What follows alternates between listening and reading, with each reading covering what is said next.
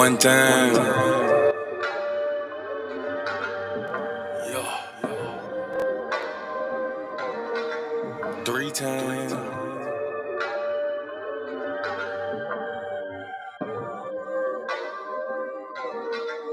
4 times.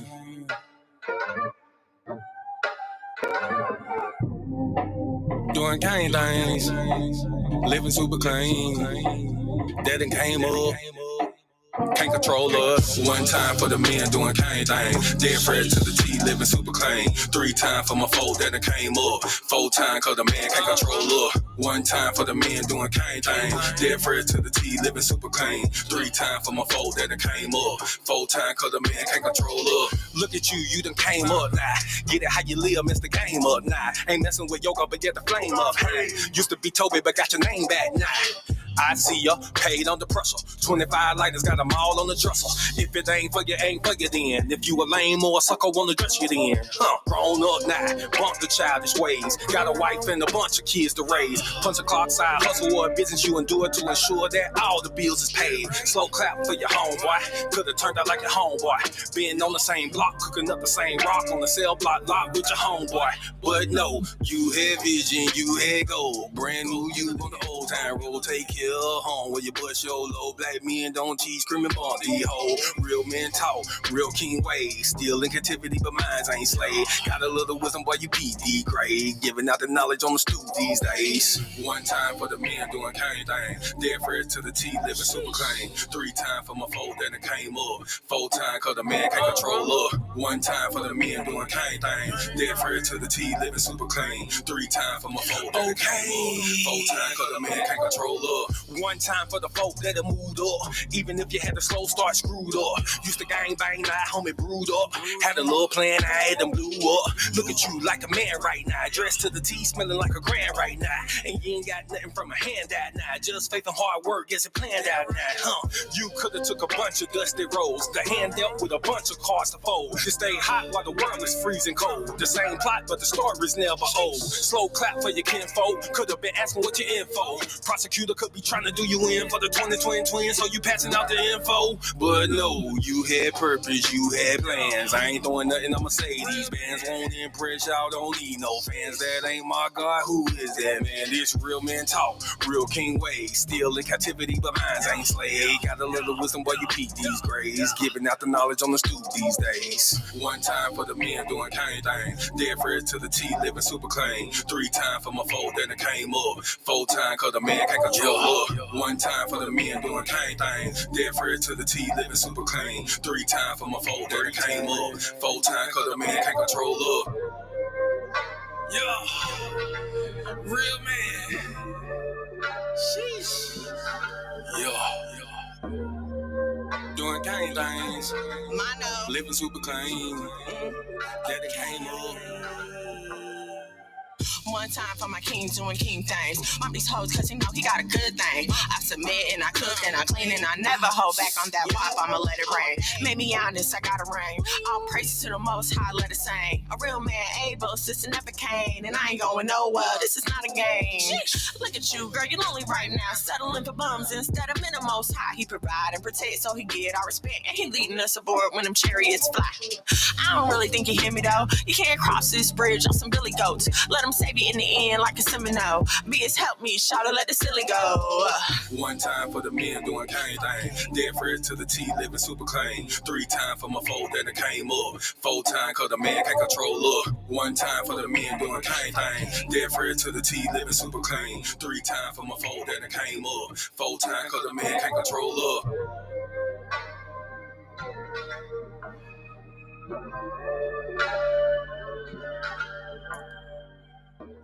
Shalom and shalom, sisters and cousins and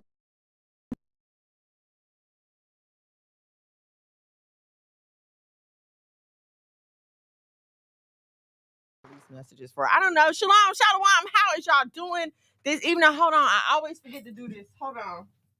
I don't know why I always forget to close the door. I always forget to close the door when it's just me. But what's up, y'all? How is everyone on this lovely Thursday evening? Thank y'all so much for joining me. Shout out to everybody on the TikTok. I gotta start going live on Instagram again, but I gotta get all that stuff hooked up so I can start doing that. Please allow me to introduce myself just in case you're new here and you're like, who's this girl with all the braids on this screen? I go by Miss Mono's World in these content creator streets, Facebook, Instagram, TikTok, all the places the content creator streets. Shout out to everybody joining me on TikTok, by the way. I see y'all. If you are not on the YouTube, please head over to the YouTube at Monologue Magad, MONO LOG MAGAD. That way you can. Oh, hold on, y'all. My bad. I was trying to do something and it did it wrong. Okay. That way you can see everything and hear everything that we have going on this evening. Okay. All right. Oh, shout out to my audience on Nasaya TV. Please download the Nasaya TV app on your Roku, your Fire Sticks, your smart TVs, all of your devices. Go ahead and download the Nasaya TV app. Lots of great content, not just this show. Lots of great family-friendly content. You know what I'm saying? So yeah, go ahead and download the Nasaya TV. Download the Nasaya TV. Okay. All right. Just a little nerd out moment I want to have. Because I never know. I want to talk about this kind of stuff, but I never know. So I figure I'll stick it in the beginning when people are just coming on. So, I don't have to worry about too many people being bored. Angelina, shalom and shalom, sis. Thank you for joining me.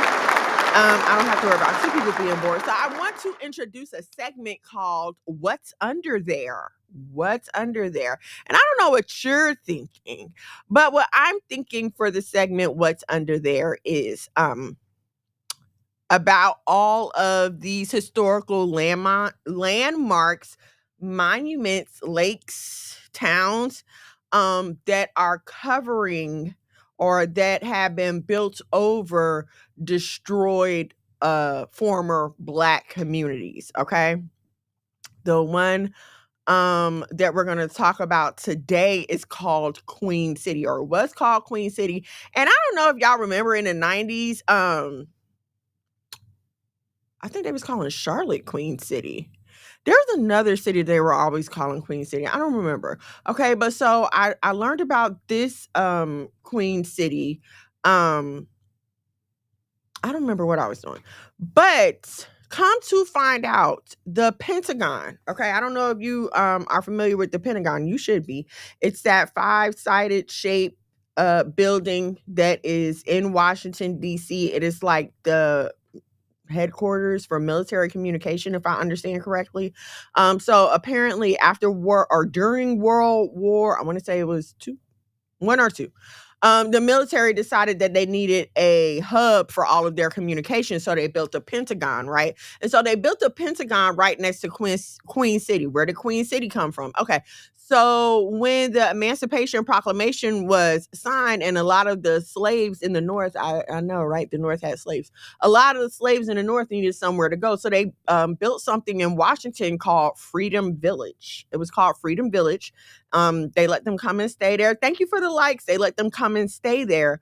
And this was supposed to be like, a way to take care of them after emancipation. However, it became overpopulated. And instead of our wonderful government trying to figure out how we can fix this to make it livable for these people, they decided to just kind of let it go to pot. Okay. So after that happened, they went back and rebuilt Queen City. And it's not like Queen City was updated. It didn't have running water like the white communities that were around them. But listening to reading some of the testimonies about the people that grew up there, is a very tight-knit community. Everyone knew each other. They all worked together, got along. They had their own schools, their own banks. I think they even had a fire department. And so it was a thriving community. Well, what happened to this thriving community, you may ask? The Pentagon decided that they needed more space for people to park to get there. right? They needed a traffic structure and they needed parking. So they decided to use eminent domain and basically displace all the residents of Queen City. And they did not tell them until they were like coming through to bulldoze the town. The people, they appealed to the first lady at the time, which I believe was Eleanor Roosevelt, if I'm remembering correctly. So she let them come and speak before Congress and make their case. However, at the end, all they got was trailers. So they basically took them from living in a sustainable, livable community and put them in a trailer park. And of course, they let the trailer park go to trash as they were building the parking lot for the Pentagon, right? So what was under the parking lot for the Pentagon? A thriving Black community. Okay, and it's like every time I read one of these, it's really sad. But that's a new series I'm going to be implementing called "What's Under There." You know what I'm saying? It's our history, and we can't forget it. Like we can't forget that at one time we lived segregated just fine. And something that I think about a lot is the fact that a lot of us would freak out if we didn't have our modern amenities. Like if you had to live without running water, would that be okay for you to have your freedom? Like, would you be okay not having running water if it meant that you could educate your children at home, if it meant that you were free from bills and just unnecessary capitalist burden? Like, would you be okay living in like a tiny home or a log cabin? Okay, say your man know how to put together a log cabin. Y'all can get your own land and just, you know what I'm saying? Would you be okay with that? And a lot of y'all wouldn't. A lot of y'all would not be okay if you couldn't go to Kroger and pick up your groceries. A lot of y'all would not be okay if you had to go out and farm your own food. And I'm telling you from experience, like just the little garden that we have, it's a lot of work. It is a lot of work. So I think about this a lot. You know, we talk about freedom and revolution and we want change, but are we willing to live a lifestyle that goes along with that? Right? Okay, so that's something we need to think about. So thank y'all for the follows. Thank you for the likes. Thank you guys. That's something we all need to think about. Okay. All right. So the next thing I wanted to to touch on, I have a few videos that I'm going to show you here for a few side stories before we get to our main topic. And our main topic tonight is the disease of Black feminism. The disease of Black feminism. This is only going to be part one. We're going to be identifying some characteristics of Black feminism. We're going to get into a study about Black matriarchal led households. So yeah, it's going to be good. All right. Let's see. Okay, hold on. Let me find this first video for you guys. Okay. Yeah. Let's talk about this Aisha Howard situation. Aisha Howard and what's that man name? Anthony Edwards. Okay. And I talked about it last week because everyone, or 2 weeks ago or whatever, I don't know, but everyone's up in arms because he wants to basically sign over his rights to the child. He don't want nothing to do with the baby. He told her, you know, y'all can go on. Is it wrong? Yes. Like you create a life, you should be responsible for it. Absolutely. But what I'm going to say is, because we live in this time of equality and, you know, feminism, and part of the feminist creed or mantra or whatever is my body, my choice. You know, I get pregnant and it's up to me to do what I want to do with it. And so what I'm going to say is, if it's okay for females to have that stance regarding another life, because it's not just their body. Now you're talking about the body of an unborn child, okay? So if females are allowed to have that stance regarding another life, why can't males have that same stance? And I know you're going to be like, well, because the woman is the one that has to carry the baby. If he never asked you to carry that baby by marrying you, or in this case, if he specifically, explicitly came out and said, hey, I don't want a baby with you, then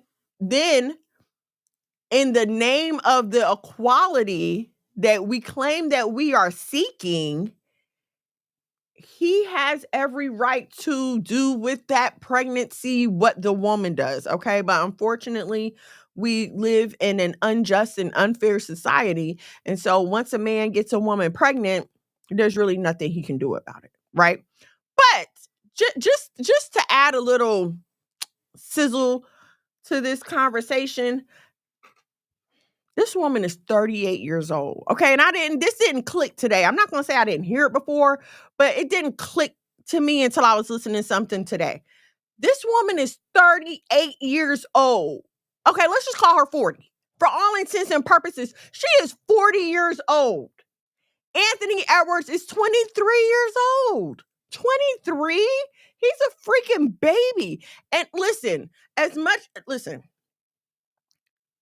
a 40-year-old woman, you know good and well that a 20-year-old man is not ready to take on. I don't care how many other kids and see, this is what people keep saying. Well, he had 3-4 kids already. I don't care.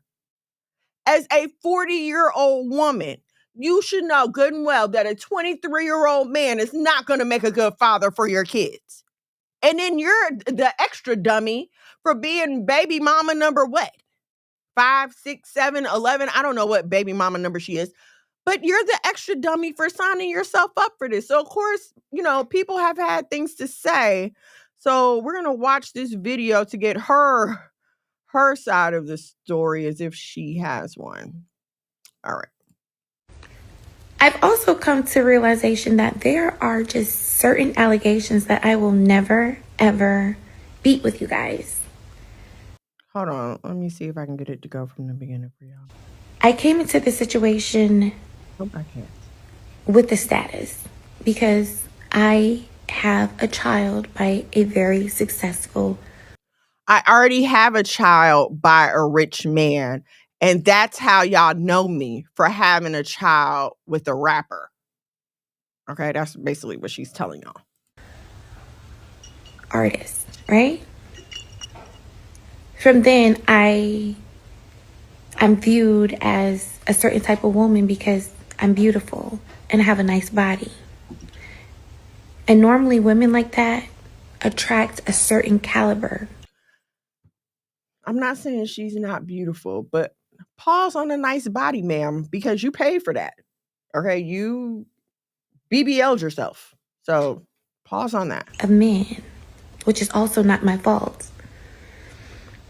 And now that I am in yet another situation where I now have a child with another successful man, there's no telling you guys that I'm not a gold digger.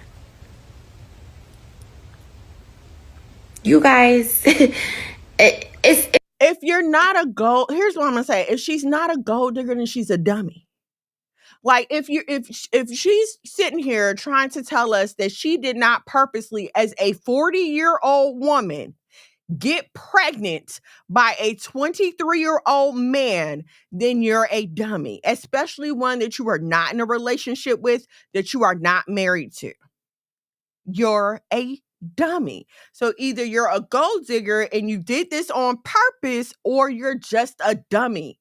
Because there was no love. We didn't see pictures. This wasn't a public relationship where he led her along and did all these public performances, and then out of nowhere, he just broke up. No, they were never together. It was never supposed to be on that kind of time. Y'all know what friends with benefit relationships are supposed to be. I mean, I'm sure not y'all personally, but ask some of your friends, okay? When you go into a friends with benefit situation, it's just understood that we just here for a good time. So if you're not a gold digger and you didn't do it on purpose, okay. It's no beating those allegations at all. The only thing that irritates me is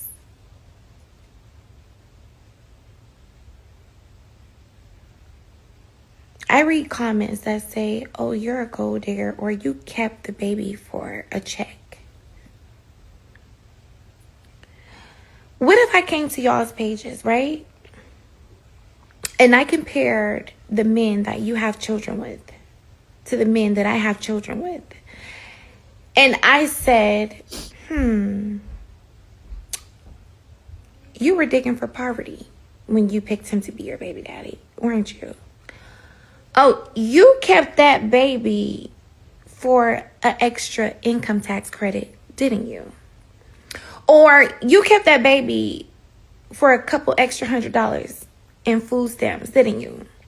Or you kept that baby for an extra Section 8 voucher. Is that why you kept your baby? Now, if that was triggering, that's how I feel every time somebody says, do you even love that baby? You kept that baby for a check. Boo-hoo. Oh, poor me. I'm pretty and everybody's hating on me because I went out and had babies with all these rich men. She got the bag. That's all she did. Exactly. Like, come on, stop playing with me.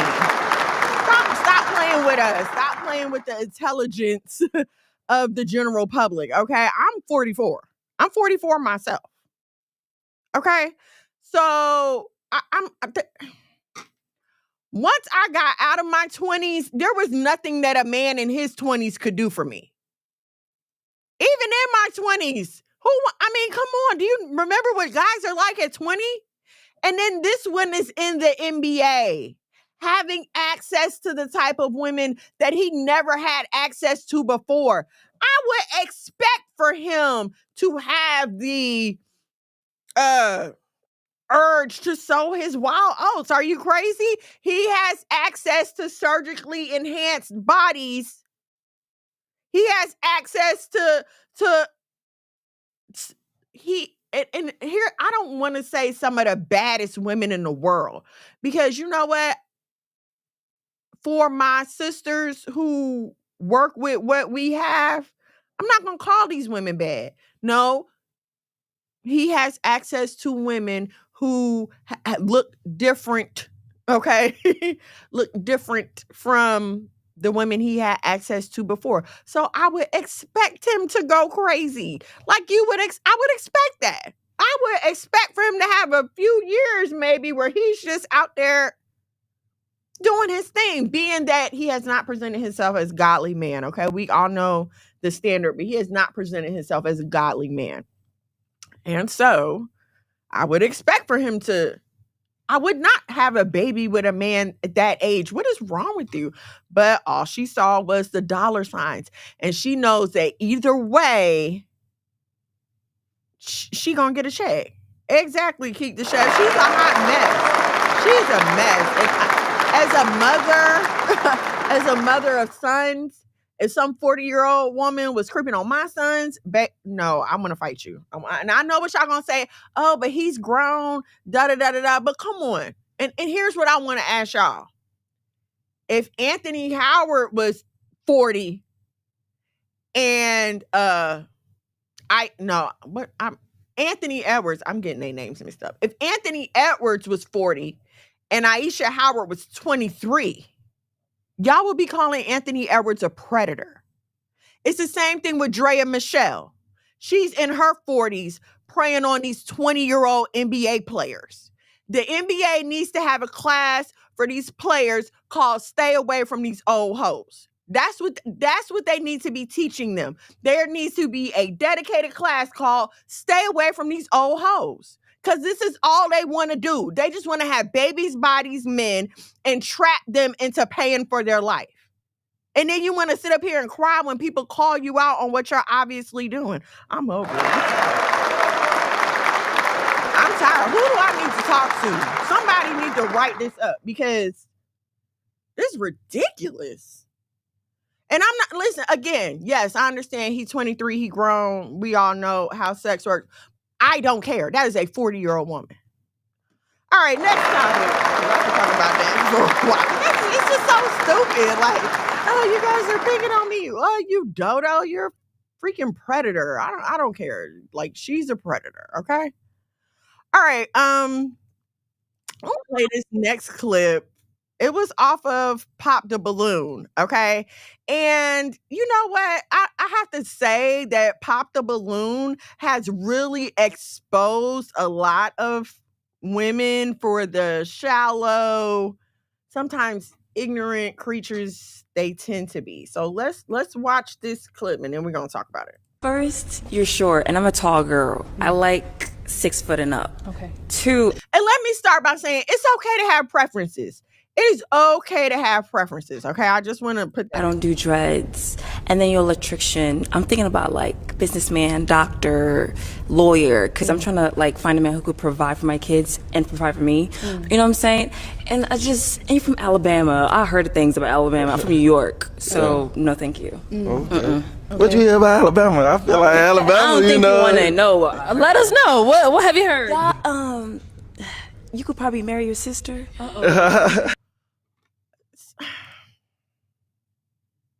See, and let me, you know what? Because now let me say that again. There's nothing wrong with having preferences. Okay, you don't like dreads. You want them tall. I get that. But I don't feel like that's something you should base your. I don't feel like that's something you should base on who you pick your mate on. Okay. Like, no, I would like you to be 6 feet tall, but if you meet everything else, then I can deal with you being 5'9" or whatever. I've always had that stance. Like, he ain't got to be tall, long as he's tall when he stands on his wallet. Okay. That is how I feel about that issue. Now, the dread thing, I'm not going to lie. Like, dreads is a no for me. Unless they're like super clean and you super keep up with them, dreads was always a no for me. But again, Brianna Shalom and Shalom says, thank you for joining us. But again, it's not, I don't feel like that should be a deal breaker if he meets all of your other standards or whatever. Okay. And an electrician is not a shabby occupation. Like, electricians can make money. Electricians have opportunities for entrepreneurship. So as an electrician, he has the ability to grow his income to whatever he wants to. So for her to sit here and put him down and talk about, oh, I want a doctor or a lawyer or something to provide for my kids. Let me explain something to y'all, okay? I know, and I'm not saying doctors and lawyers don't make great money, okay? More so the doctors than the lawyers, because when you talk about lawyers, first of all, they have to get employed. Then they're often starting on the ground floor unless they have those family connections. Now, if they have the family connections, then sure, once they graduate, they get the big office and a nice salary or whatever. But if you're starting out as a regular, you got to start on the ground floor. Okay. You got to work your way up. And then you're paying back student loans.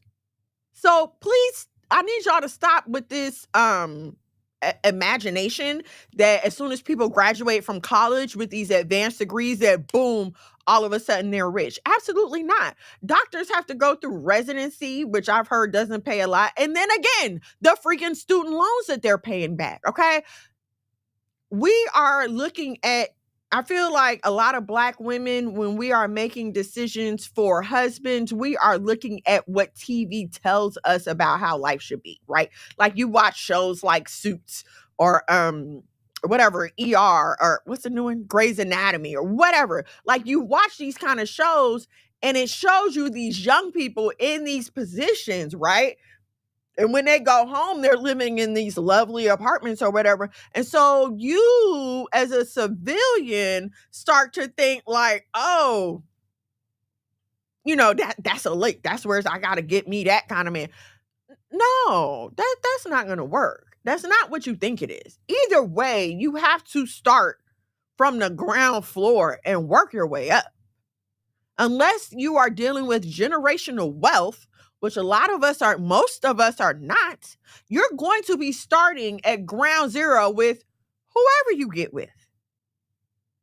So that's just stupid. And then, oh, you're from Alabama, you might marry your sister. Girl, shut up. You just made all the girls from New York look bad. That's what you did. Thank you.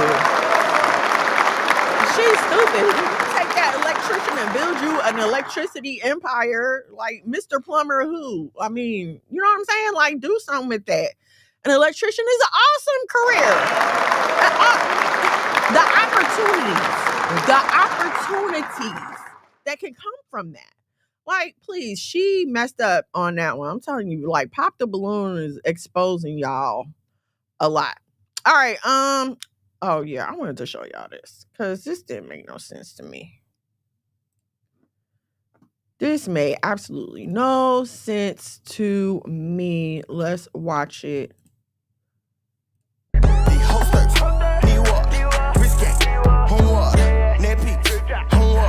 Now she's so happy, right? When he isn't insecure and lets you wear whatever you want.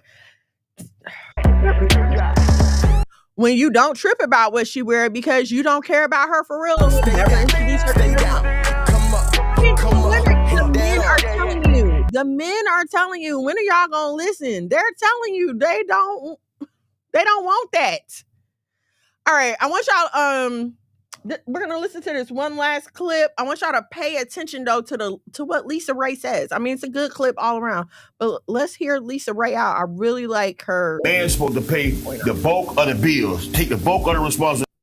Okay, so remember this. I feel like this. I feel like a woman and a man should not be together or stay together if the woman ain't being the woman. Okay. Because a man could be a man or you really a woman is what am I saying. But I think the man's supposed to pay the bulk of the bills, take the bulk of the responsibility, and the women is supposed to make sure that man is happy, able to go out there and get that money and come home and take care of his family. Well, you threw me off when you said the bulk of the bills. I mean, like the mortgage, the shit you pay. I mean, he paying the bills is what I'm saying. Well, you gotta get something, Lisa Ray. You gotta get the light bill. Giving them ass. What do you mean? The water, he giving you.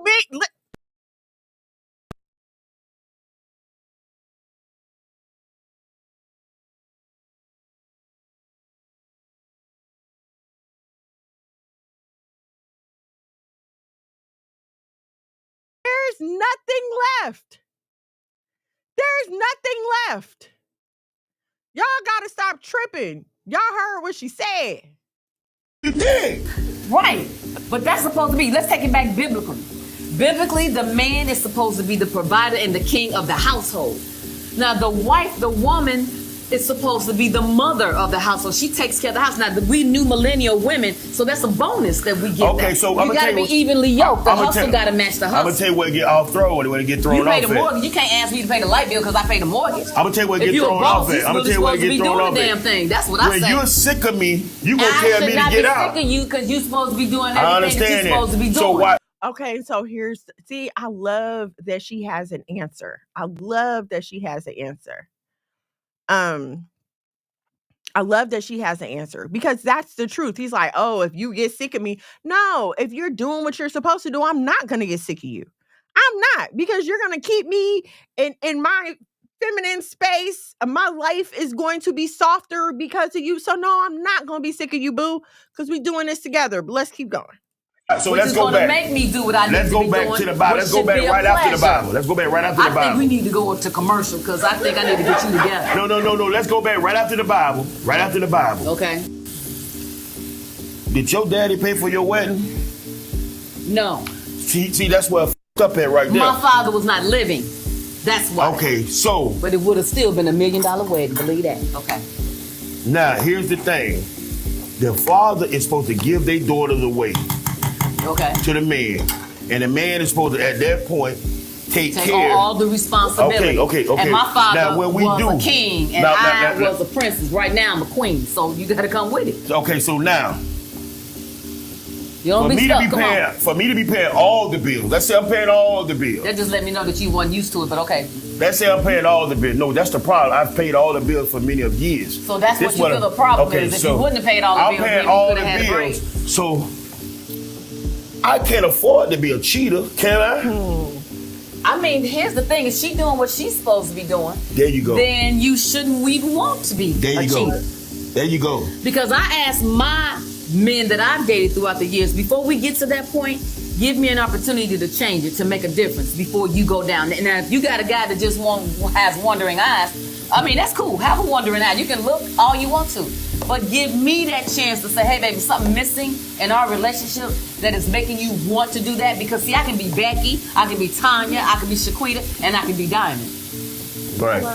You shouldn't have to go no place else to be seeing nobody else. So another. And so, and I feel like this is, wait, am I stuck? My screen is stuck. Hold on, you guys.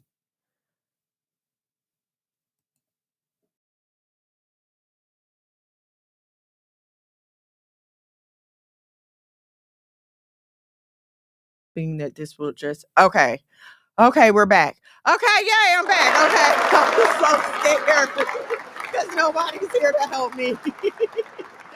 Okay. I love Trick for that. Listen, I love Lisa Ray for that. Okay. But it was a great back and forth, right? Because it's true. If now I will say this. If a man is paying 100% of the bills, then ma'am, sis cousin, there are just some concessions that you're gonna have to make. Okay. And this really goes into our main topic, the disease of Black feminism, right? Because we've come to a point now where a man paying 100% of the bills isn't enough for some of y'all. Like, I've seen women on TikTok, on Facebook, on Instagram making these ridiculous videos saying that even if a man is paying 100% of the bills, that's not really soft life. That's not feminine energy, because I shouldn't have to do anything. He should have enough money to hire staff so that I don't have to stress myself out. I don't have to cook. I don't have to clean, and I can just rest in my. And what in the world makes you think that anybody living on this earth just gets to sit around lollygag and not have to do anything? Why don't you feel like you should have a hands-on? Because that's what they want. They want nannies, they want babysitters, they want cooks, chefs, and men. What is wrong with y'all? What is wrong with you guys that you feel like you don't have to put forth any effort? What you're saying to me is literally that my presence should be enough for this man to support my lifestyle.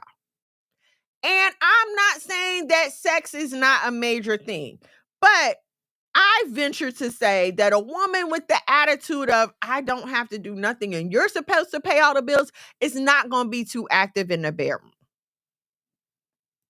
That's all I'm saying. Healing through righteousness, shalom and shalom. Thank you for joining us.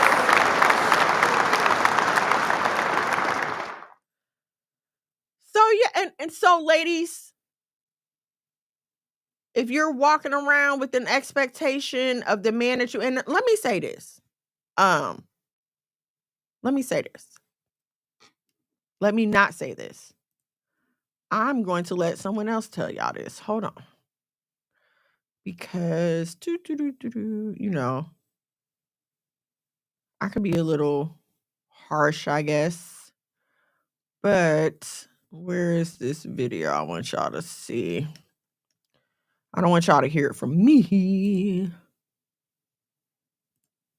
Hold on a second. Thank y'all for all the follows and the likes. Shout out to the folks on TikTok. Okay. Hold on.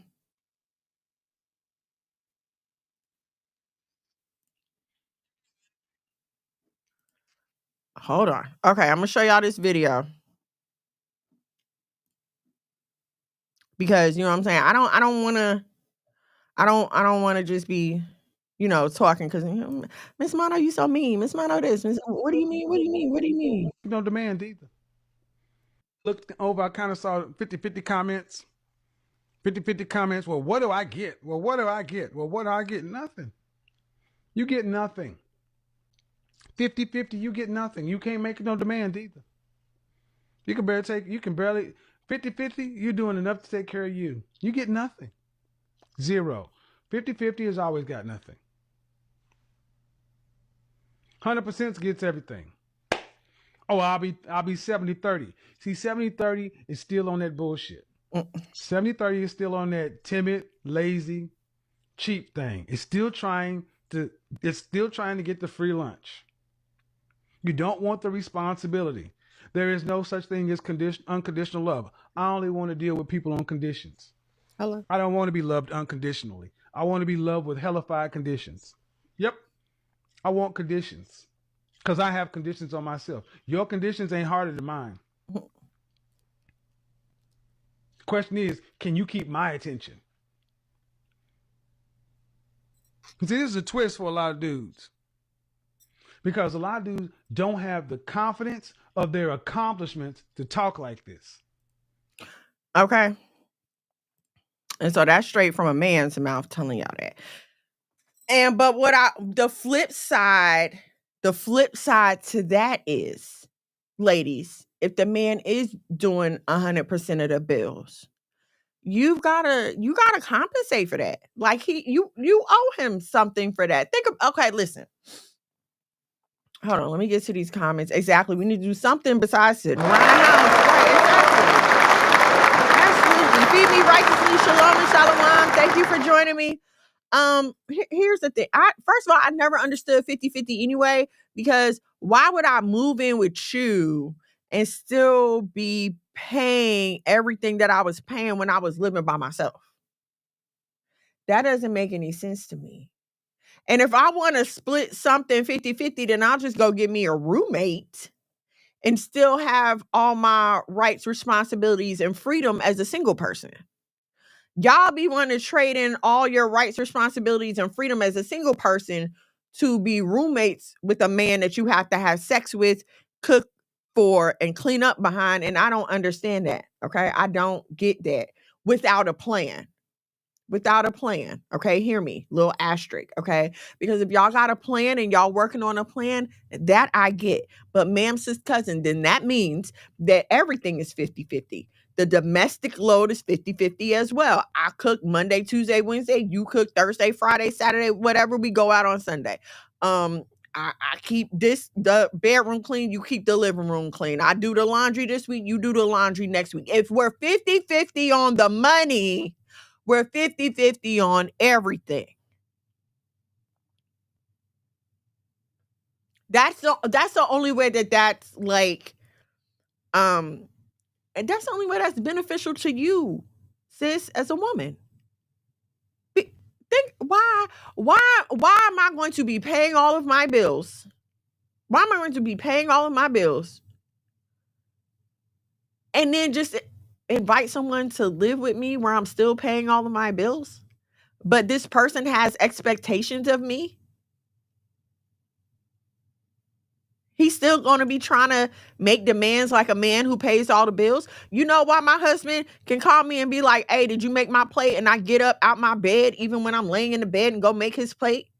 Because not one time have the lights been cut off, have the water been cut off. Ain't nobody coming to put me out my house. When he tells me to pay the bills, what he really mean is just go and put the numbers in the computer and push the button. My alarm clock is not going off at 5, 4, 6 in the morning so I can get up and go to work. No, my alarm clock goes off at 8 o'clock so I can get up and homeschool our children. Like, nobody's telling me when I can and cannot use the bathroom. My man tells me when I can have a day off. I need a sick day. I just got to roll around. Baby, I don't feel good. And that's it. I ain't got to call nobody and ask them if I can stay home. And so for that, his drawers are clean. I try to match his socks. I try to keep the socks matched. That is a struggle. His drawers is clean. The bathroom is clean. The house is clean. There are just certain things that he doesn't have to do and never has to worry about. You relieve my stress, I relieve your stress. Okay? You understand what I'm saying? That's how it's supposed to.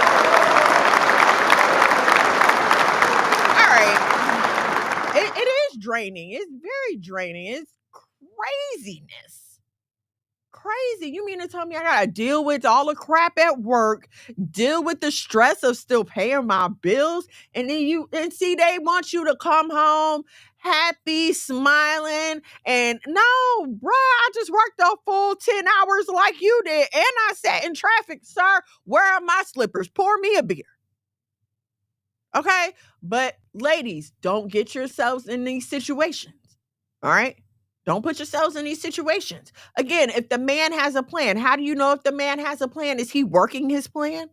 Like, it's not enough for him to just be working at McDonald's and telling you, yeah, one day I'm going to own my own business and da-da-da-da-da-da-da. What are you doing to work tomorrow? Are you working toward owning your own McDonald's? What are we doing here? Where are we going?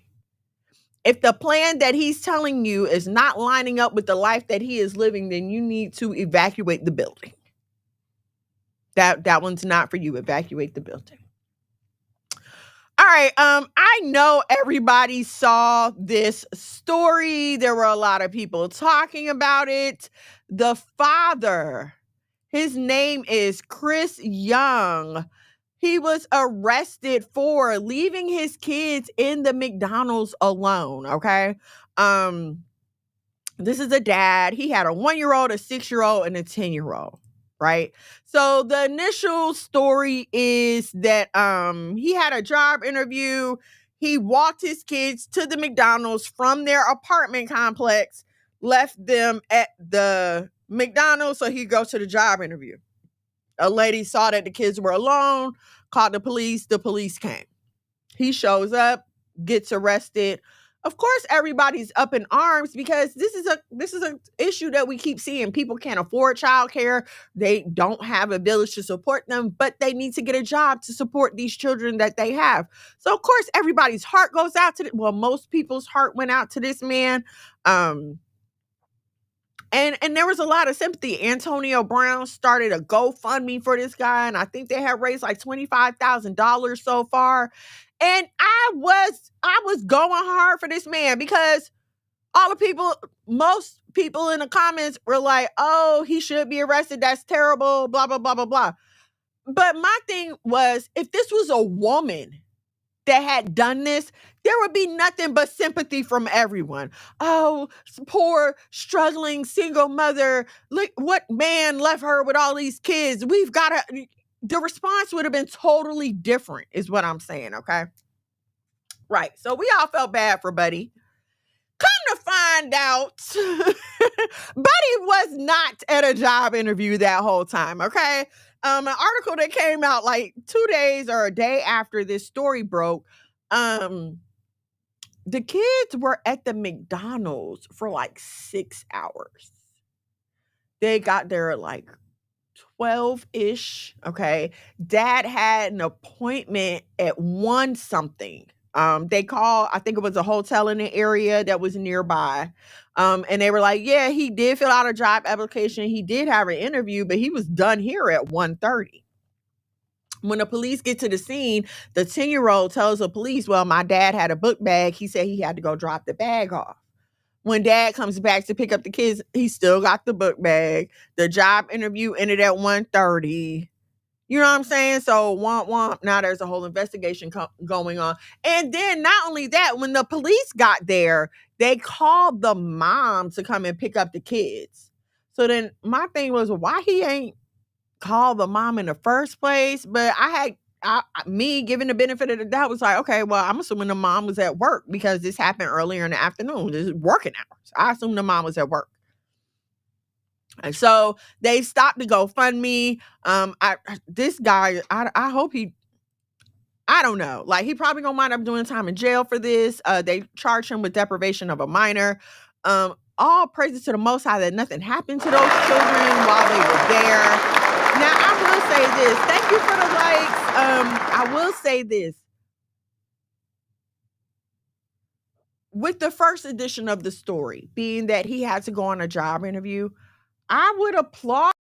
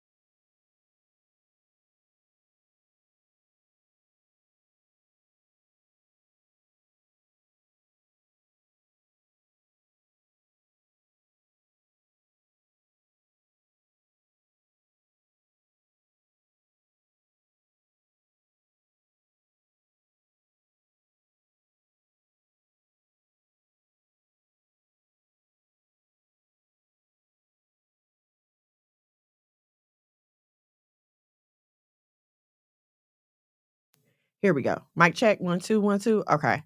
All right. Put a 1 in the chat if y'all can hear me, see me. I may have to restart this. I don't know. Okay. Yeah, the power went out. Sorry, I'm texting my husband. Why isn't it coming up on my iPad so I can answer him on here? I don't know. Hold on. Hello? Hey, boo. Hello? Hello? Hold on, y'all. Hello? Hello? Hey, my bad. Yeah, it just went out while I was talking. Okay, I'm good. Okay, I'm back. Okay, I'm back.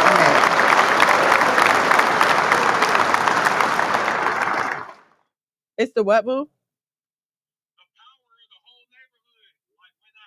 The power in the whole neighborhood went out? That's crazy.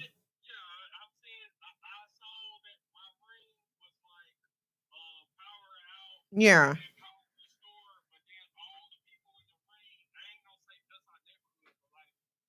Oh.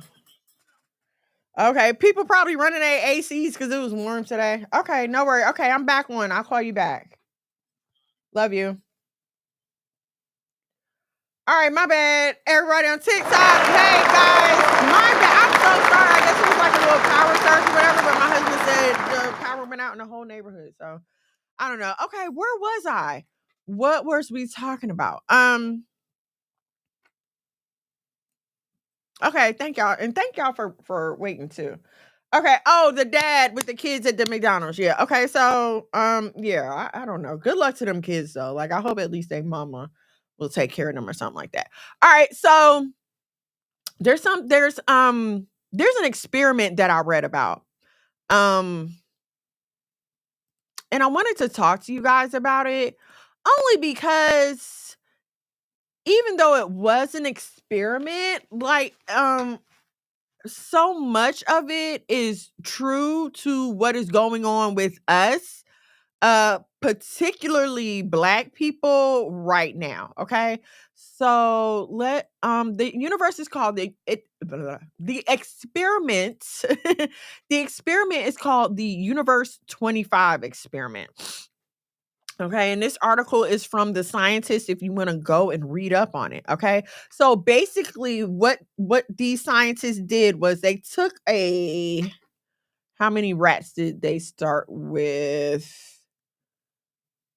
Okay, 1968. Okay, he started an experiment by introducing 4 mouse couples into a specially designed pen.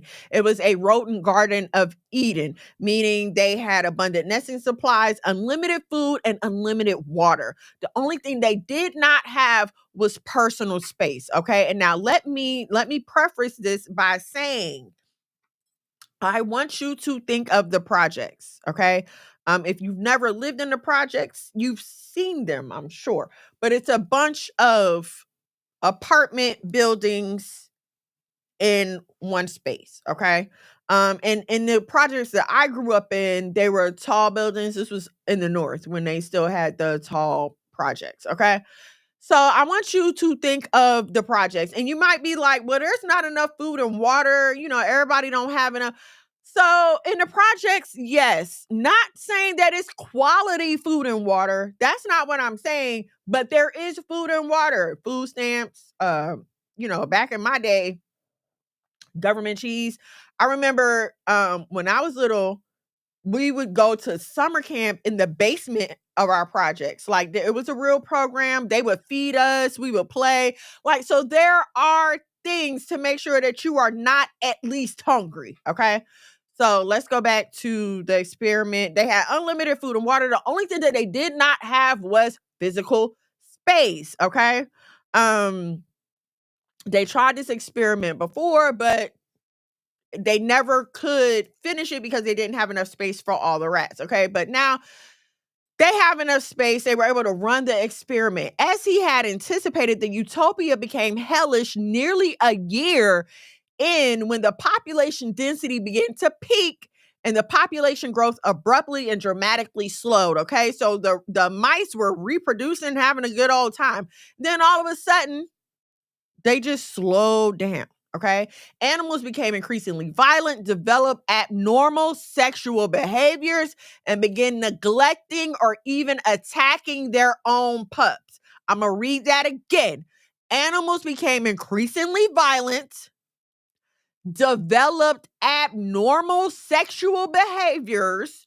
Okay, and this is the scientists talking. So if there is an abnormal sexual behavior, then there is a normal sexual behavior, sidebar, and begin neglecting or even attacking their own pups. We just read a story a few weeks ago about a woman who left her 3 kids abandoned and was actually living somewhere else. Or it might have been more than 3 kids. But y'all remember the woman that left her kids in an apartment and was just bringing by meals every now and then, and the police had to go get the kids, and the kids were basically freaking feral. Like, their toenails were so long that they couldn't even walk. Y'all remember this? So we are seeing evidence of this. You talking about increasing violence? How many of y'all heard about this 17-year-old in Texas who stabbed the other 17-year-old over a seat at a school track meet? Not to mention, you can scroll Facebook right now. I have been seeing people get unalived online on Facebook. Every day, somebody's posting a video of someone being shot. Okay, so we are living in the increasingly violent, abnormal sexual behavior and neglecting their own pups era. This is where we are. Let's keep going. Eventually, Universe 25 took another disturbing turn. Mice born into the chaos couldn't form normal social bonds or engage in complex social behaviors such as courtship, mating, and pup rearing. Like, I hope this is hitting y'all the way it hit me. So the children of the mice were not able to have normal relationships. They didn't have any emotional intelligence. They couldn't even figure out dating, romance, and raising kids. Instead of interacting with their peers, males compulsively groom themselves. Females stopped getting pregnant. Effectively, says Ramsden, they became trapped in an infantile. Hold on 1 second. What the heck? I can't see that. It's asking me to verify which of these objects are associated with headwear. It's asking me to verify something on TikTok. My bad. Okay. Ramsden said they became trapped in an infantile state of early development. So basically, they are trapped in freaking prepubescent childhood. Even when removed from Universe 25 and introduced to normal mice. So even if you take them out the hood and put them somewhere, what they always tell you, you can take the girl out the hood, but you can't take the hood out the girl. This is proof of it right here. Ultimately, the colony died out. There's no recovery, and that's what's so shocking. And now, of course, there are people who are going to say that, oh, this has nothing to do with humans. This has no effect on humans. This isn't about us. But how can you deny the reality that we are currently living in? How can you deny what happens when a city is gentrified, right? Because, okay, I live in Douglasville. We're about 30 minutes west of Atlanta. I moved to Douglasville in like 98, 99. My mom had just bought her first home. We moved out here to Lithia Springs, right? When I first moved out here, you could leave your front door open with no worries. No worries. And that's all over the area. Now, the neighborhood I live in, I can still leave my front door open. We leave our car unlocked. We leave the garage open. Like, we're good where we are. But around us, I can see changes. I can see changes. What has happened is they built the Mercedes in Atlanta. They built the Mercedes in Atlanta. They drove all the residents of the city out of Atlanta into the suburbs. This is what gentrification is. This is how it happens. Remember in Brooklyn when they built the Barclays and they started complaining about, oh, they're raising the rent prices. They're trying to get us up out of here. And now people are saying that Brooklyn is a hippie town. Same thing going on here in Atlanta. Okay, they built that Mercedes, and so now they're trying to totally redo the area. And so now all of the poor Black people who were living in inner city Atlanta are being dispersed to the suburbs. And now Douglasville is turned into a little mini Atlanta. Unfortunately, there are shootings. The other day, like, the police had to were in a high-speed chase over here at the Quick Trip, like an exit ahead of me. So we see this happens again and again. Even when you start people in the projects and you take them out, there's no guarantee that they are going to change. They have lived the majority of life in this situation. Not only that, the people that they live with that are older are continuing the behaviors that they lived in all of their life. So what chance do the kids have? Even if you take them out of the projects and move them to the suburbs, the fact of the matter is more of them project kids are coming. And I'm not saying project kids in a demeaning way. Please understand, I'm just calling it like it is. They have us literally in a perpetual loop of destruction. They have jacked Black people up so good that no matter what we do, we're doomed when you get too many of us together in the same area. We're doomed when you get too many of us together. And listen, I'm not saying that the Black middle class, the Black bourgeois is not a formidable force. But the fact of the matter is they're not doing nothing without the majority of Black America behind them. Look at the conditions we're living in right now. What good has the talented 10th, what good have the talented 10th done for Black people as a whole? I'll wait.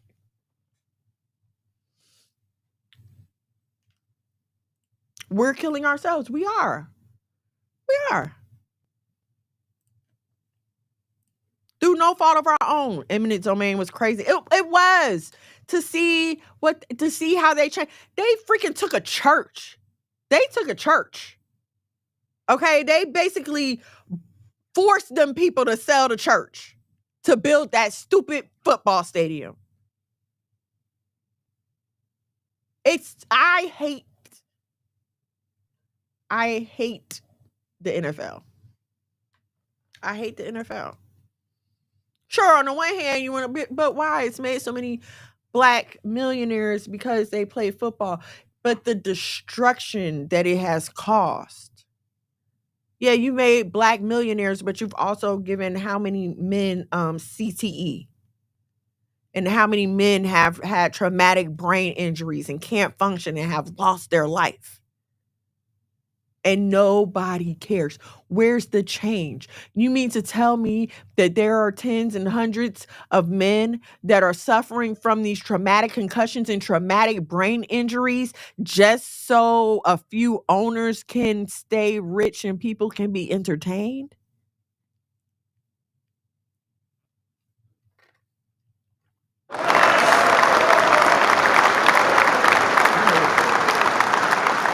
All right, let's get to our main topic. Like, share, subscribe, turn on your notifications so you know when we go live here at the House of Mono. Listen, if you're liking what I'm saying, you're feeling what I'm saying, or you just want to support the efforts that we have going on here at the House of Mono, please head over to the Cash App, $ the House of Mono. Thank you so much to everyone who has given already. I want you to know that I truly, we here at the House of Mono truly appreciate you. We do not take your hard-earned money for granted. I know how it is to go out here and earn a buck. So the fact that you deem our works worthy enough for your support means the world to us. Thank you so, so much. So listen, $1 or $2 will do. Head over to the Cash App, $ the House of Mono.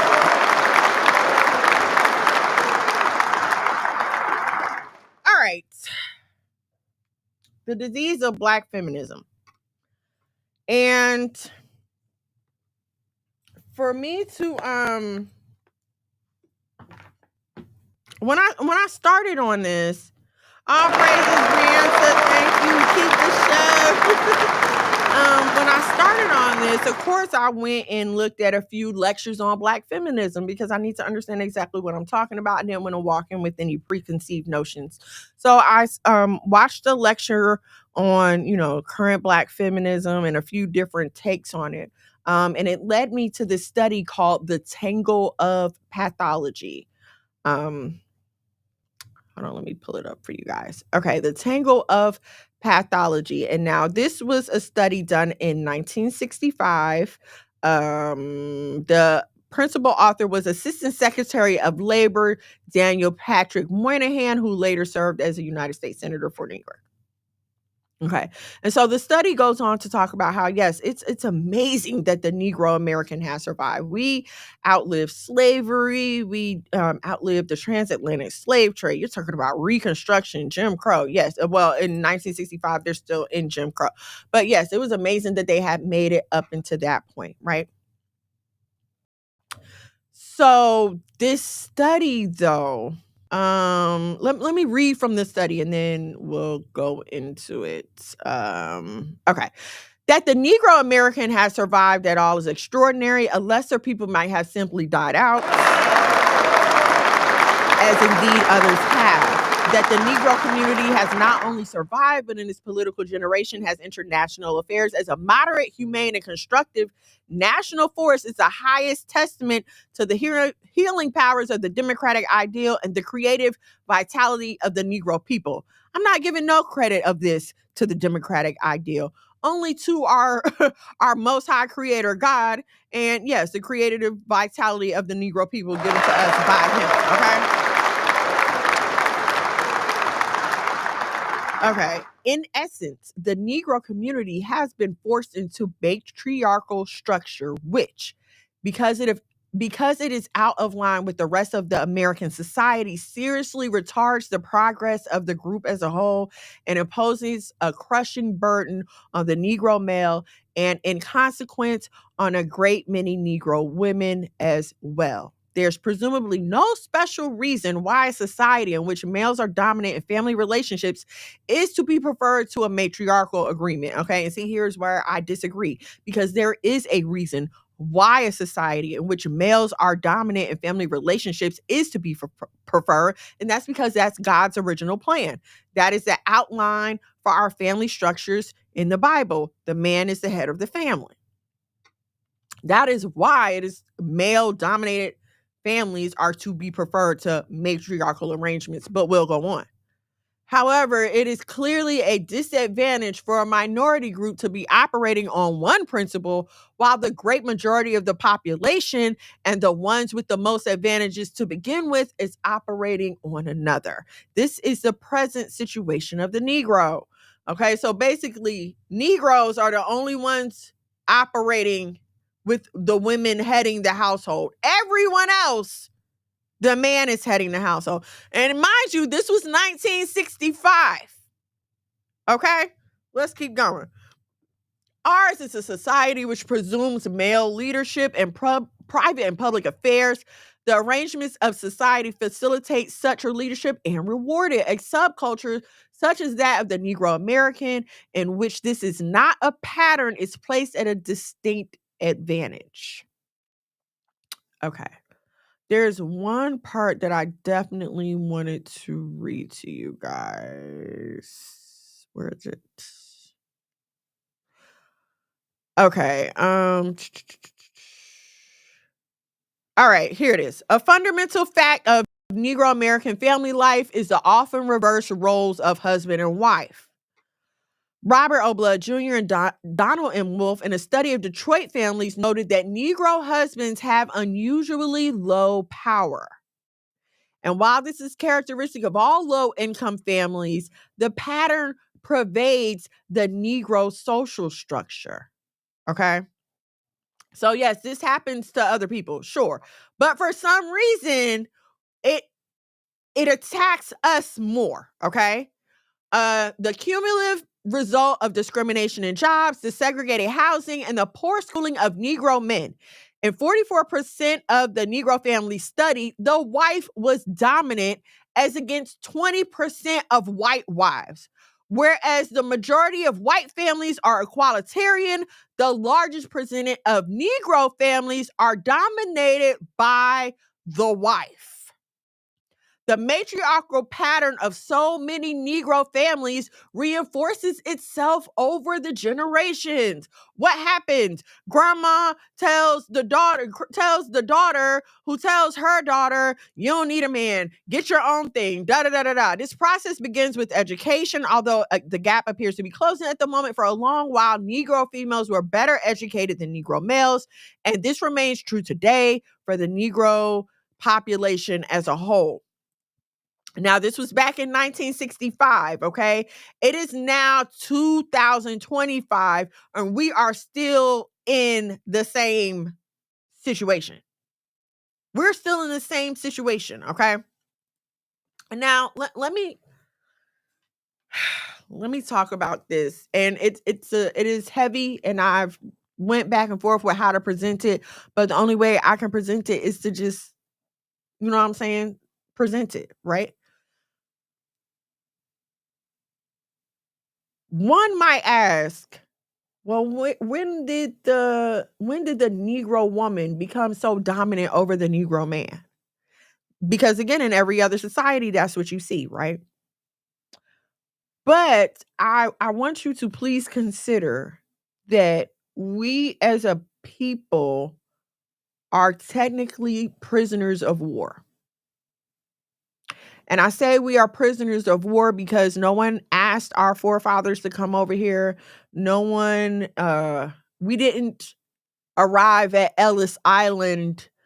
We weren't part of the poor, huddled masses seeking refuge. We were not invited to these shores.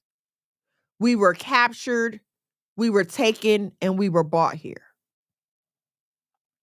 If you have read any kind of, if you need more time, you do got till 10. Oh, thanks, boo. If you've ever read any kind of war stories, any kind of heck, read the Bible.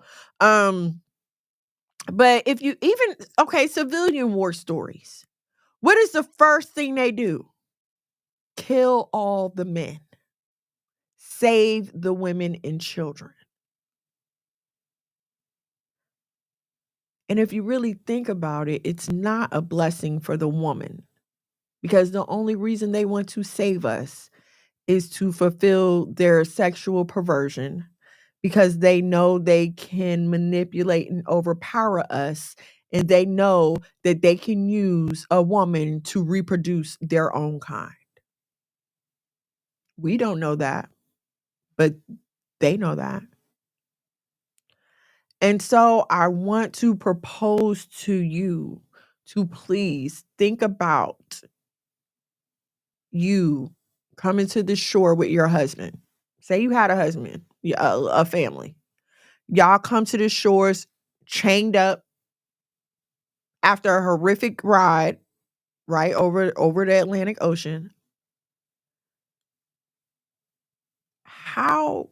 How much are you able to trust in your man when he's standing there chained up right next to you?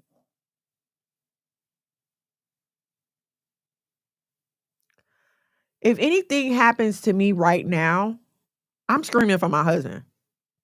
I don't care if he's not here. I'm going to call him.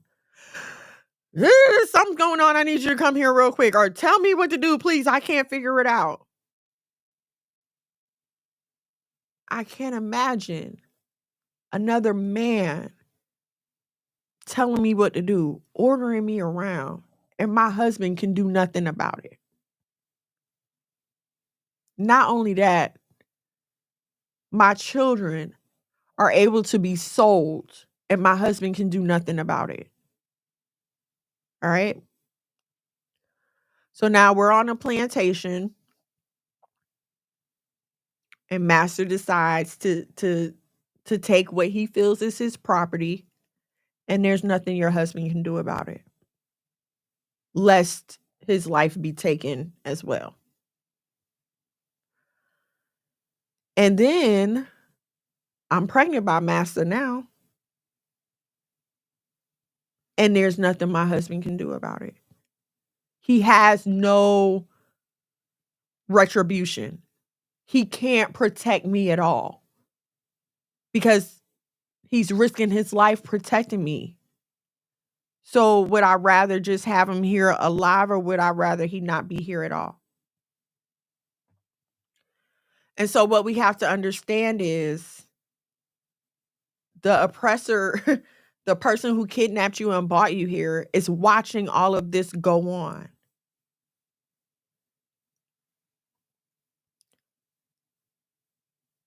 When the master decides to have babies with the slave, it can go one or two ways. He can either continue to treat her like a dog and just impregnate her, or a lot of times what happened is the favorite one, the one that he liked the most, he would move them into the house. They would in the house. Now you have access to more food than everyone else. You may have access to better clothing than everyone else. You may get an opportunity to learn how to read and write because you're a female and you're no real threat to the master and his family. So what does it hurt? If you, in fact, it might help if you can read and write. And so this continues generation after generation. My daughter sees that I'm being abused and there's nothing her father can do about it. My sons see that I'm being abused and there's nothing their father can do about it.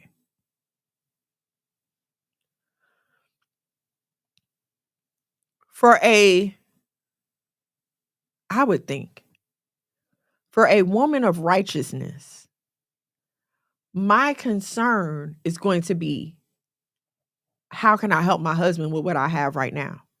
No, we all getting out together. How can I help my husband? Unfortunately, the mindset that has taken hold of a lot of our women is, you've never been able to help me do anything. The white man is helping me. I don't need you. And so now you have the birth of the ideal of Black feminism.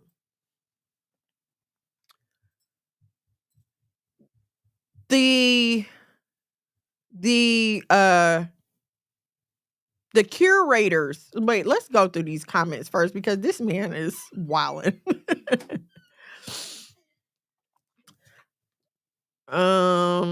Let's see. Hey guys, just want to sleep with our women, and our women don't even see it. They just want to use our exactly.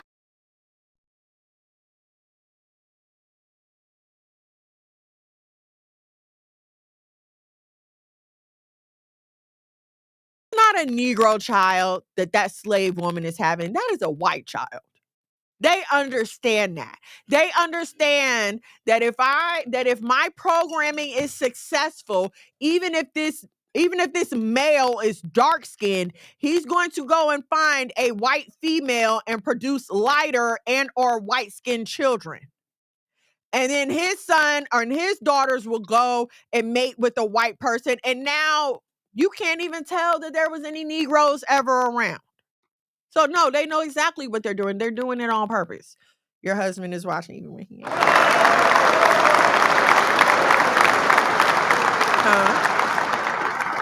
Hold on, let me finish, okay? No, I'm dying that everybody on the plantation died. Us, everybody. Oh Lord, us too. No, Jane, y'all are funny. Paxton and Atticus, ladies and gentlemen. All right, I just got a few more minutes. Thank y'all for the follows. Thank you for the likes. So I want to propose to you, not propose because I've heard it, but the curators, the current ideal holders, if you will, of Black feminism, will say that it was during these trying times on the plantation when Black women developed other forms of family. They developed a chosen family like other slave women and their children, and they all, came together to make their own chosen family, rendering the Negro male basically useless. And when I stopped to think about it, it's very sinister at its core. Because the only reason that the Negro female has any kind of advantage is the annihilation of our men. The only reason they don't mind you getting those degrees and putting that battery in your back is because you have been trained to hate your man. You have been trained to believe that as long as you have your degrees and you can buy what you want and buy your own house and buy your own cars. And now they've made it possible for you to have a baby without physically laying with a man. They've set all this up for you so you can look and say, yeah. And then what's so crazy is y'all will turn around and have sons. And that's scary considering how much you hate Black men. But we see the result of raising Black men without their fathers. Y'all are raising a bunch of boy girls and girl boys. They don't know which way is up and which way is down. Why? Because the father gives the discipline. The father gives the identity. And you basically told them you don't need any of that. All you need to worry about is getting your education and getting enough money so that you can contribute to this capitalist system without the help of a man. Can you please, sir? Yes. What's the matter? You asleep? I'm almost done. I just came down here to say hi. Okay, go ahead. He must be playing Fortnite. You playing Fortnite? No. Oh, okay. All right. I'll be done in a few minutes. And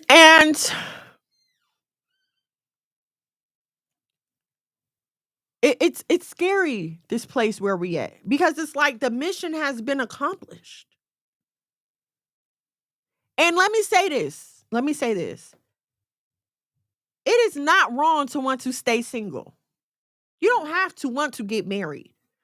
But in your reason for not wanting to get married should be a personal decision that you made, not because you bought into the propaganda that all Negroes ain't.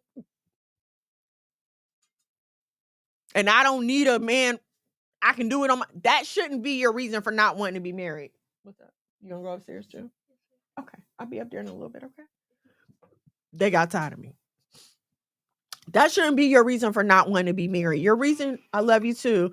Your reason for not wanting to be married should be a personal decision that you've consulted the Lord about and came to this decision and said, okay, I'm going to live a single life in service to the Lord. That's why you should be single. Not because, I hate men and men ain't no good. And not because you want to be an undercover lesbian and hide it from the rest of us, because a lot of that, I don't need a man talk. That's where that comes from. All right. I only have 2 minutes left, but I wanted to get into an example of the mess that feminism causes. And that's why I said this was part 1, because I knew this was going to take longer. But okay, real quick, I'm gonna do it real quick. As many of you know, if you follow me on Facebook, you know that I just finished Snowfall. Hold your booze, hold your tomatoes, okay? I just finished Snowfall, all 6 seasons, okay? And of course, I was paying attention to the roles of the women in the story. It just caught me, especially Louis, okay? And so here and I feel like what happened with Louis and Jerome was a perfect example of what happens when women lead. Why? Because we tend to lead with our emotions and not thinking logically. With a woman, a lot of times our behavior is because of some feeling of anger, being left out, being abused, righting some wrong that was done to us before. So if you listen to Louis' story, she had a rough childhood, right? In particular, when she went to her sister's house, I think after Jerome died and she went to her sister's house and she was laying in a tub and her sister were talking about all the horrible men that they had encountered in their childhood. Okay. And then she was being pimped out. Then she ran into Claudine, who was apparently pimping her out as well. All this before she got to Jerome, right? So her and Jerome are living fine. He's selling his little dime bags or whatever. Not saying that that's cool, but I'm just saying. He's saying that he's selling his little dime bags or whatever, and they're cool. They're not rich, but they not destitute. They got a roof over their head, clothes. They was living all right, right? Okay, so now here comes this opportunity, a horrible opportunity, but an opportunity nonetheless. And instead of her letting Jerome take the lead when he was saying, "No, we good. We don't need that. I'm cool selling my little weed right here." Instead of letting Jerome taking the lead, what did she do? She did what she could to propel the situation. Even her taking Franklin to Claudine, I think that was her name. Even her taking Franklin to Claudine, propelling the situation, throwing the child into the danger. Okay, fine. They start working with Franklin, whatever. And then Louis decides to go behind Franklin's back when Franklin is in the hospital or something like that. He was in the hospital or something like that. Louis goes behind Franklin's back to Teddy, the CIA connect, to start buying directly from him. And now anybody that's watched any like New Jack City or you watching any of these drug dealer movies, you know that you just don't do that, right? Like you don't go to the connect to buy it. It's like us with our shirts, right? We print shirts, but we get the blank shirts from a supplier. And so we have a wholesale license granted to us by the state. And this wholesale license says that whatever I buy, I'm not going to pay the taxes on, but my customer is going to pay the taxes on, right? Because they're not supposed to tax an item twice. So we don't pay the taxes initially. If I understand it correctly, we don't pay the taxes initially. The customer is going to pay the tax on the back end. All right. And so also this allows us to get shirts for cheaper than you could get them at the store. When we are doing orders, we don't tell people to go to the supplier. Well, first of all, you can't. But even if you could, I'm not going to tell you, oh yeah, go to the supplier and get the shirts and then we'll do it like that, because now that's affecting my business. I'm losing money. Right? Same thing with the drugs. Like now you're affecting my business. I'm losing money. Okay, so Louis goes behind Teddy's back and gets to the connect herself, putting Franklin in an awful situation, especially considering that Louis and Jerome were his highest sellers. And he told her that, like, what do you mean? Y'all was my biggest customers and now you just cutting me out. What I don't remember what exactly led to her trying to get Buckley to kill Kane. I don't exactly remember how that happened, but if y'all remember, she went to Buckley, who was a cop that she had on her payroll. She went to Buckley, tried to get Buckley to kill Kane, but he didn't. Remember? He only nicked his spinal cord or whatever. So he had some problems walking at first, but then Kane came back full force. And Franklin had went and told Kane, yeah, Louis did it because he's mad at Louis. He can't take Louis out himself because that's his uncle's wife, right? Kane gets Louis, ties her up, does all these horrible things to her, like burns her, they beat her real bad. He calls Franklin over there. Franklin sees Louis. And what does Franklin do? I really thought he was going to leave her there, but he didn't. He calls Jerome, is like, hey, I know where Louis at.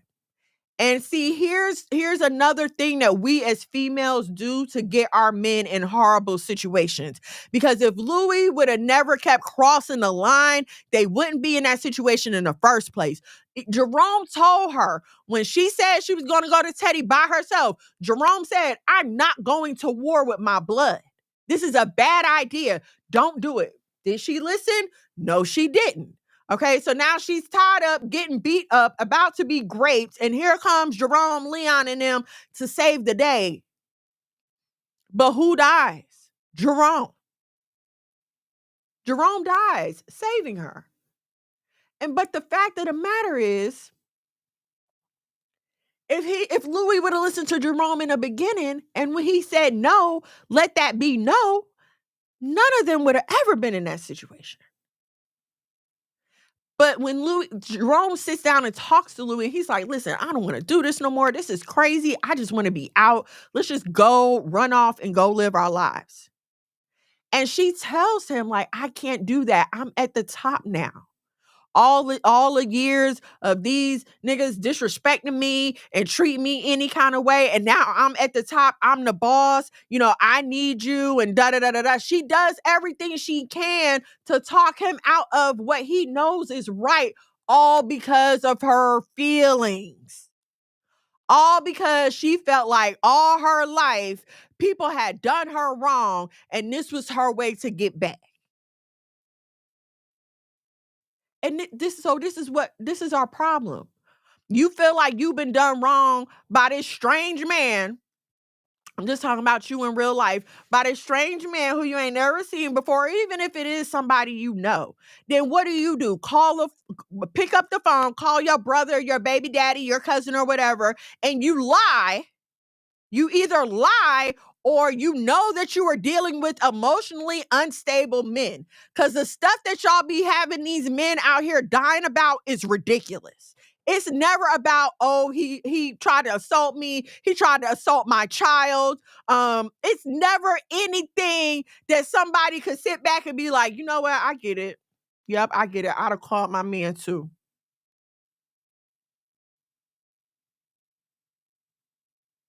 We're always leading our men down a path of destruction because we want to lead with our emotions instead of leading with logic like the rest of the world.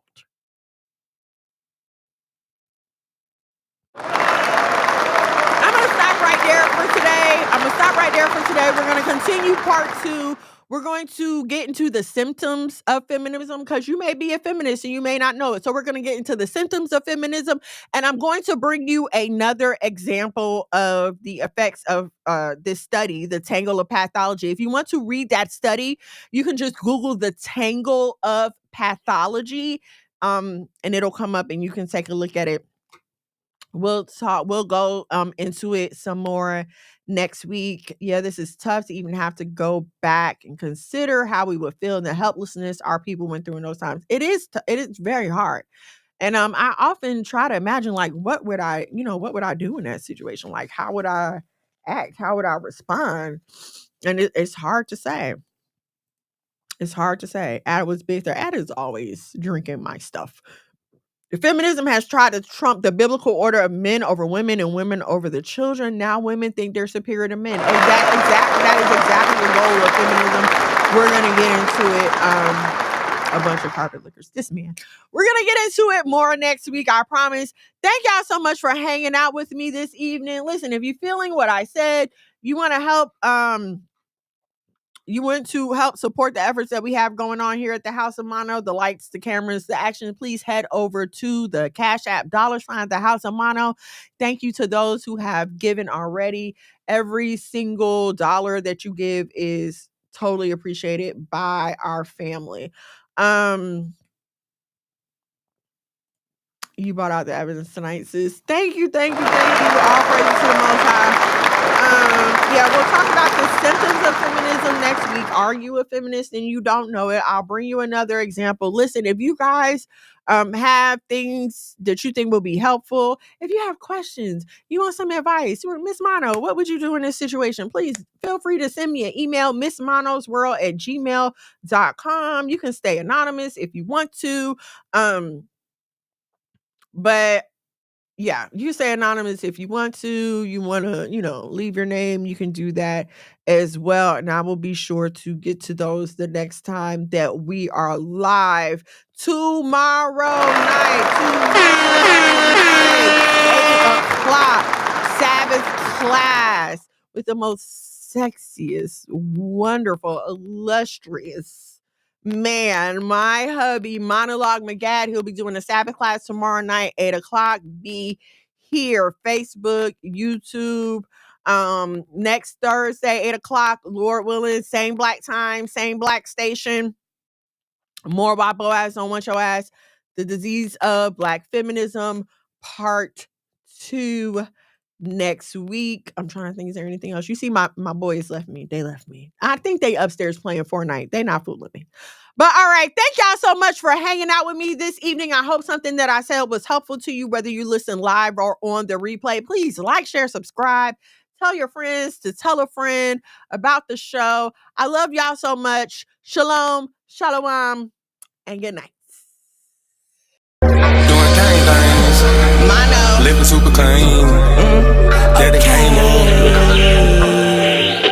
One time for my king doing king things. My these hoes cause he know he got a good thing. Tune in to Why Boaz Don't Want Your Ass with your host, Miss Mono. Shalom and shalom, sisters and cousins, and praise the Lord saints. It's your favorite housewife, Miss Mono. Every Thursday from 8 to 10 p.m. live on YouTube at Miss Mono's World and Monologue McGod. Now also available on the Saya TV on Roku and Fire Stick. Why Boaz Don't Want Your Ass.